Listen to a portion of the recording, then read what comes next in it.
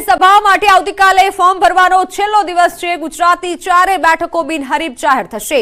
ભાજપ આજે 4 ઉમેદવારોના નામ જાહેર કરશે। ગુજરાતમાંથી રાજ્યસભામાં કોણ જશે આ માટે ગઈકાલે મોડી રાત સુધી દિલ્હીમાં મંથન થયું। સૂત્રોના મતે એક બેઠક અને રાજ્યની વ્યક્તિને આપવામાં આવી શકે છે, જ્યારે કે ગુજરાતના 3 નામમાંથી એક નામ મહિલાનું હોઈ શકે છે અને તે બક્ષીપંચમાંથી આવી શકે છે। રાજ્યસભામાં ગુજરાતનું પ્રતિનિધિત્વ કરતી કુલ 11 બેઠકો છે, તો ગુજરાતમાં કોંગ્રેસ ઉમેદવાર ઊભા નહીં રાખે।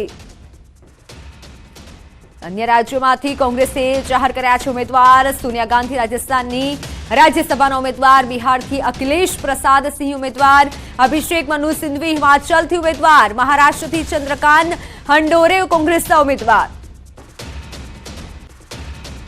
તમારી સાથે સંવાદદાતા ગીતા જોડાઈ ચૂક્યા છે। જી ગીતા, હાલ જે પ્રમાણે બેઠક થઈ અને બેઠકના અંતે શું નિર્ણય હવે લેવામાં આવી શકે છે? કોને ઉમેદવાર ઉભા રાખવામાં આવી શકે છે?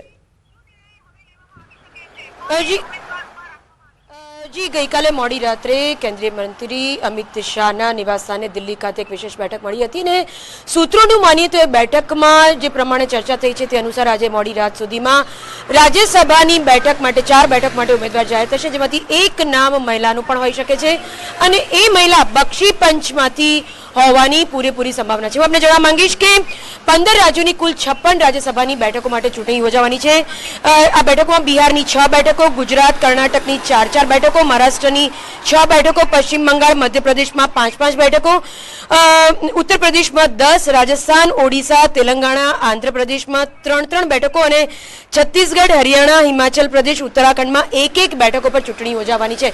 આવતીકાલે 15મી તારીખ છે રાજ્યસભાની ચૂંટણી માટેના ઉમેદવાર તરીકે ફોર્મ ભરવાનો અંતિમ દિવસ છે, ત્યારે આજે મોડી રાત સુધીમાં નામ જાહેરાત થાય દિલ્હી ખાતેથી તેવી એક સંભાવના છે।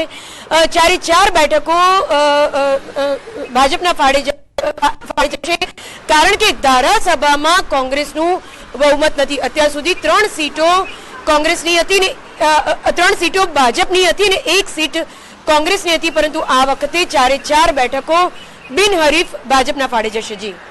જી બિલકુલ, આભાર માહિતી બદલ। તો હાલ જે પ્રમાણે સમાચાર સામે આવી રહ્યા છે, ફોર્મ ભરવાની આજે જે પ્રમાણે છેલ્લી તારીખ છે અને આજે નામ જાહેર કરવામાં આવી શકે છે અને આ સાથે જ એક મહિલા ઉમેદવાર પણ જાહેર કરવામાં આવી શકે છે। 4 ઉમેદવાર કોણ હશે